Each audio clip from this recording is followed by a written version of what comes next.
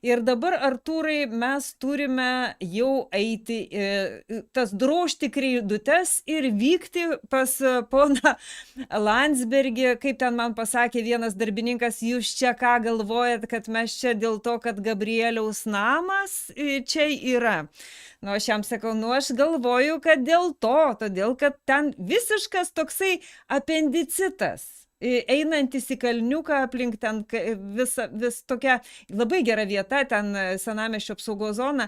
Ir tie, kurie dar nematė tos būdos, kurią pasistatė Landsbergiai, tai tiesiog pradėkime nuo to videko. Aš ryte, kai važiavau pro tą aš vos galvoju, jetau, žiūrėkite, reikia dabar tuo žmogaus su kreidutėmis, Vaitkevičiaus nesiūlyti, to, kuris parašė ant Skvernelio keliuko, kad čia vagies namas. Bet vis dėlto reikėtų drąsaus žmogaus, kuris jau pasiruoštų kreidutes, nes ten tuoj lies asfaltą Landsbergiams ir bus galima parašyti pagal tradiciją vagies namas, nurodyti strėlytę ir parašyti Landsbergis. Tai jeigu drąsuolių atsiras, tai prašau, situacija yra netgi ne tai, kad analogiška, blogesnė, nes iki Skvernelio namo ten trūksta dar kokio kilometriuko. O čia jau trinkelės sudėtos pirmiausia poniai Landsbergienei, kad batų nesusiteptų. Važiuojam, žiūrim. Mes čia esame akligatvėje. Visiškam akligatvėje. Niekur šitą gatvę nenuvažiuosi. Čia yra šitoje gatvėje iš tikrųjų greta tokių dailių namelio viena žymybė. Tai yra naujasis Landsbergių namas. Ir kaip tik čia Vilniaus savivaldybė rado savyje jėgų ir finansų imti ir surengti remontą. Vilnius tvarkosi. Akligatvyje, kurio kulminacija yra šitas namas, kuris yra tiesiai už manęs, tai yra naujasis Landsbergių namas, vyksta statybos. Klojami šaligatviai, tiesiama gatvė, nors vieta iš tikrųjų ypatinga tik tuo, kad čia buvo pažeisti visi architektūriniai reglamentai tam, kad čia galėtų įsitaisyti ponai Landsbergiai. Ir štai šiandien čia sudundėjo visi, suvažiavo visa grinda. Skaičiau apie 15 vyrų čia. Su visa technika dirba. Šitokiam akligatviui tiek žmonių. Jėzus. Čia grinda, ne? Tvarko. Viskas, konspiracija. Štai. Sakau, visa grinda šiandien dirba čia. Kol Landsbergienė Japonijoje gydosi nerimą.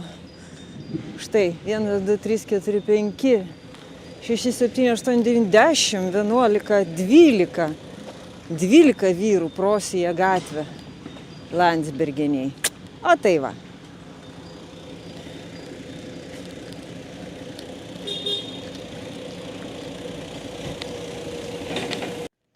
Per mėnesį įveiktos buvo visos kliūtis biurokratinės, kad šitas namas atsirastų, taigi prie jo liko tik tai nutiesti šaligatvį. Jisai dar nebuvo deklaruotas pono Landsbergio, kuris va čia antram aukšte, kaip galima matyti iš jo YouTube kanalo, nelabai lankomo, bet iš kurio jisai transliuoja instrukcijas, kaip turi būti valdomas pasaulis. Va štai grinda suvažiavo tam, kad nutiestų jam patogų kelią į namus. O, mašina ten turėjo nuvažiuoti, apsisukti, todėl kad ten akligatvis yra. Tai niekur nenuvažiuosi, niekur neišvažiuosi. Čia yra ta vieta, iš kurios valdančioji šeima aiškina, kaip reikia Lietuvoje auklėti vaikus, kaip mokėti už jų verslą ir kaip valdyti pasaulį. Tai va štai dabar šitas akligatvis bus išprosytas, nutiesti šaligatviai. Čia senamiesčio apsaugos zona, kaip aš jau minėjau. Ir čia yra antram aukšte. Ponas Landsbergis transliuoja pasauliui savo žinią. Ir ponia Landsbergienė. Viskas vyksta kaip tik tuo metu, kada jinai pasakojasi Lietuvos radijo ir televizijos programoms, kaip jinai nuo nerimo vaduojasi šitamegi Japonijoje. Kamuojama nerimo, jinai išvyko į Japoniją įveikti jo. O čia grinda.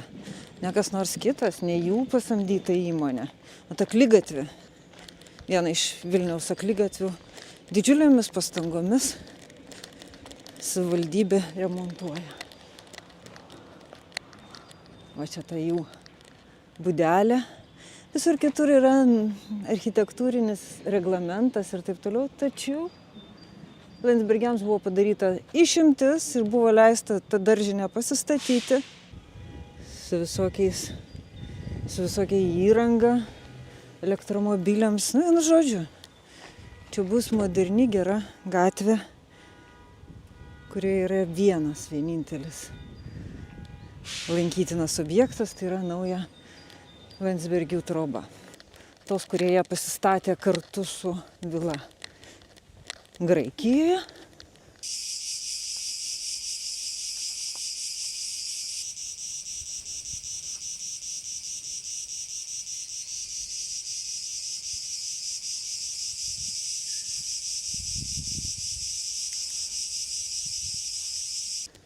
Nesgi turi, nesgi mes gerai finansuojam viską. Tai va, štai šitas kelias yra irgi grindos tiesiamas už miestelėnų pinigus. Dar iki įsigaliojimo to nekilnojamo turto įstatymo, kuris papigins iš tikrųjų mokesčius ir Landsbergiams, nes šitas namas yra ohoho, koksai brangus. Ir viskas yra už mokesčių mokėtų pinigus. Niekam čia nereikės jokių didesnių mokesčių mokėti. Beje, kaip tik socialdemokratai šitai chalupai, šitam daržiniai sumažins mokesčius ir jie galės mokėti ramiai mažiau. Štai tokie reikalai toje gatvėje, ypatingoje Landsbergių gatvėje. Gal ir vadinsis Landsbergių akligatvis, pavyzdžiui. Toksai, bet tai ar gerai skambėtų? Landsbergių akligatvis reikėtų, nes ten Vasaros gatvė, ten psichiatrinę baigė iškelti, naikina ją po truputėlį. Tai va tokia istorija. Ką manote? Čia viskas yra už, ne jokių 50-50, čia viskas yra už mūsų brangius pinigus. Aš tai, žinot, čia yra, į viską reikia žiūrėti pakankamai simboliškai, nes daug kas simbolizmas reiškia istorijai, reiškia daug. Tai visų pirma, tai Landsbergių akligatvis, į kurį nuvarė Lietuvą, tai jau simbolika tokia, jau, žodis akligatvis. Ir jie įsikūrė tam akligatvėje, tupikas rusiškai. O antras dalykas, legendomis padavimais apipinta gatvė Vasaros 5, ten buvo tas psichiatrinė ligoninė ir jie tiesiog jaučiasi ten kaip savo namuose. Tai nestebina, juos traukia į tą gydyklą, taip, sakysim, ironiškai būtų galima pasakyti, bet, matyt, tos paslaugos toj ligoniniai buvo tokios kokybiškos ir tokios geros, kad jie net negali toliau nuo jų statyti namo, nes juos traukia kaip narkomaną prie dozės, jie ten jaučiasi geriau toj aplinkoj. Nes tiesiog, manau, kad daugelis iš jūsų skaitėt psichiatro, reiškia ir ne tik psichiatro mokslinius straipsnius apie tai, kad aura, grubiai taip pasakysim, arba laukas aplink psichiatrinę ligoninę yra negeras. Ta vis dėlto tų psichinių ligonių aura susikaupusi, jinai duoda blogą pėdsaką. Tai ten aplinkui gyventi, nebent tu pat toks esi. Bet jinai, žiūrėk, o tu gali paaiškinti tokį dalyką? Vat Kam jinai pasakoja, LRT pasikvietė, ten glebiščiavosi su tokia keista tokia vedėja, jinai ten ir pasakoja visokių dalykų pripasako, bet greta, kad nerima, jinai vis dėlto ne Vasaros 5, ten dar yra daktarų, ten dar vyksta veiksmas. Galima būtų čia pat prie namų nerimą įveikti, bet ne jinai bastosi į Japoniją, ponia Landsbergienė.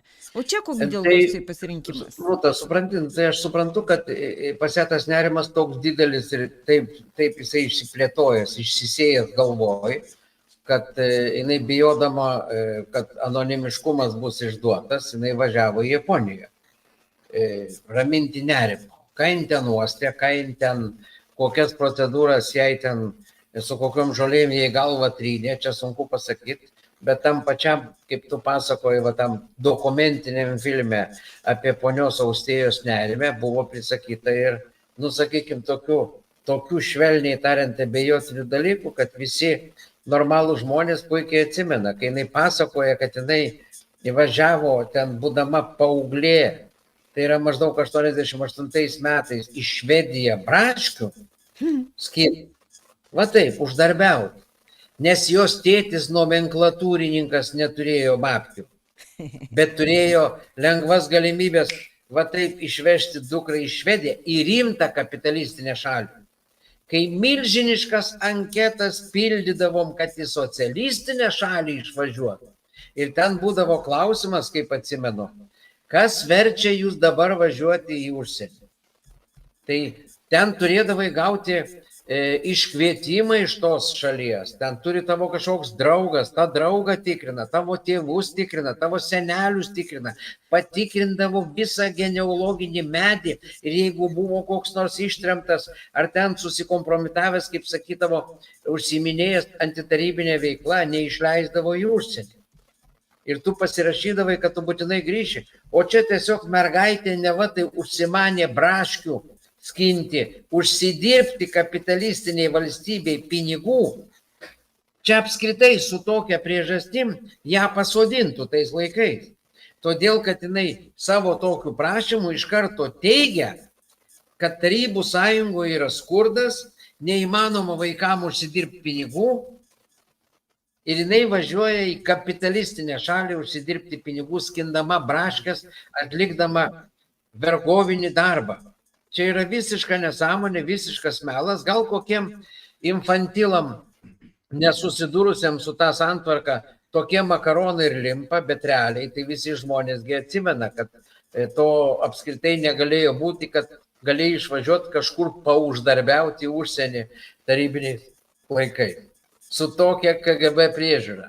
Tai jinai tiesiog atsisėdusi meluoja, krapšto iš nosės savo istorijas ir jas skleidžia, gleiznoja ant stalo, galvodama, kad visi durni ir visi šitą mėšlą jos suvalgys.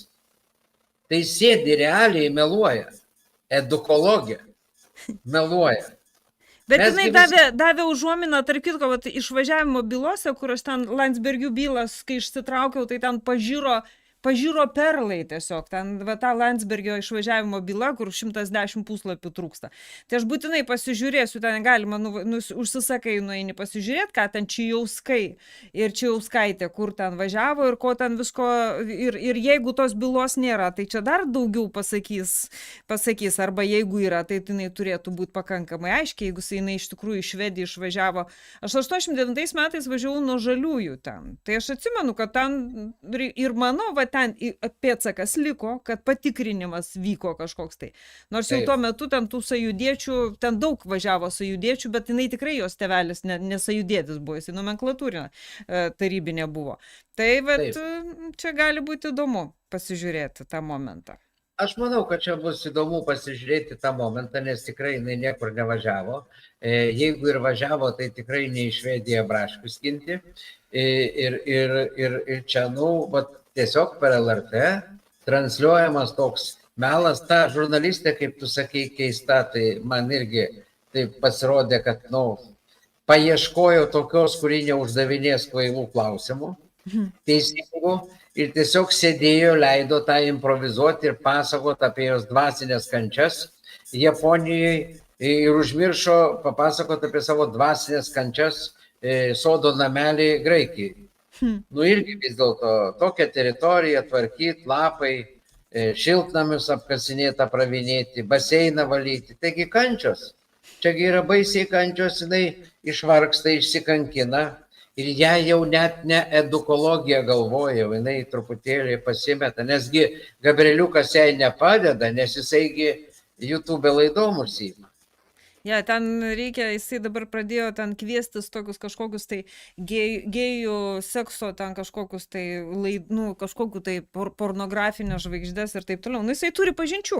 Po truputėlį lenda tas, labai įdomu. Pasižiūrėsim, kai jisai ten toliau su visu šituo reikalu darys. Bet čia jau, gerbiami žmonės, prašom, rinkitės ir čia yra visiškai analogiška situacija tai, kuri buvo tada, kada kelias buvo tiesiamas šitamgi link Skvernelio. Ir aš turiu čia pasakyti, kad dar vienas faktas yra kaip Balynas.